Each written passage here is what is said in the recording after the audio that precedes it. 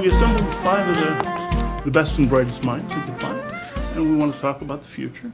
Basically, the question is, if we gather here 10 years from now, what's the one significant thing that's going to be different in Greater Hartford? Oz Grable with the Metro Hartford Alliance. 10 years from now, I think you will see significantly increased population in the city, greater population in the region overall, in large part because of a number of things that are underway at the moment. You can list them to the improvement in the city public school system, to the Connecticut Fast Track Initiative, to the investment in healthcare across the board at the health center and at the other hospitals at Jackson Labs. I'm Catherine Smith. I'm currently the Commissioner of Economic and Community Development for the state of Connecticut. And 10 years from now, I agree with Oz, I think there'll be more people, but I think what will be very helpful for the city is that it will have rebounded as a cultural, a office center, and a housing center for the region. Because there's, I think, a push by younger people to be in more urban areas, so I think we'll benefit from that.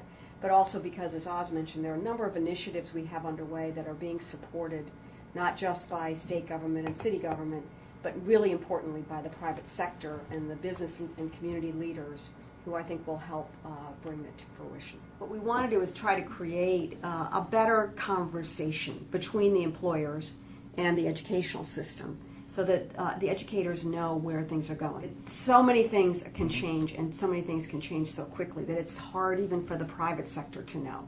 But I think what we're saying right now is we can make a few bets that we're very certain about.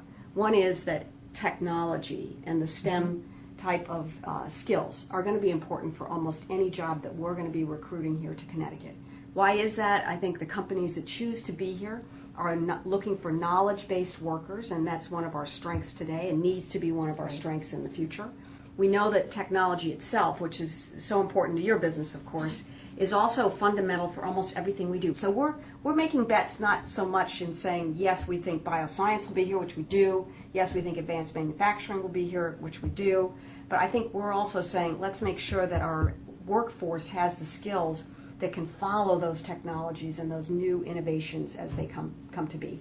There's a whole connection pre-K 12 to 16 into businesses in order to make sure that our students are truly prepared for today's workforce. And that means doing the business of education differently, whether it's looking at how technology is used from the very youngest age to looking at access. The example of the Phoenix is one of many examples, but it really is about increasing access, not necessarily decreasing the whole social personal piece of education that is so critical, continues to be critical, because just like we're working around the table, it really is a problem of practice approach that we use in the STEM field around saying, this is where we want to get to, how do we bring our minds together and work at this and resolve it here quickly, because we need to get at this level of work that is very different and faster paced today than it has been in the past.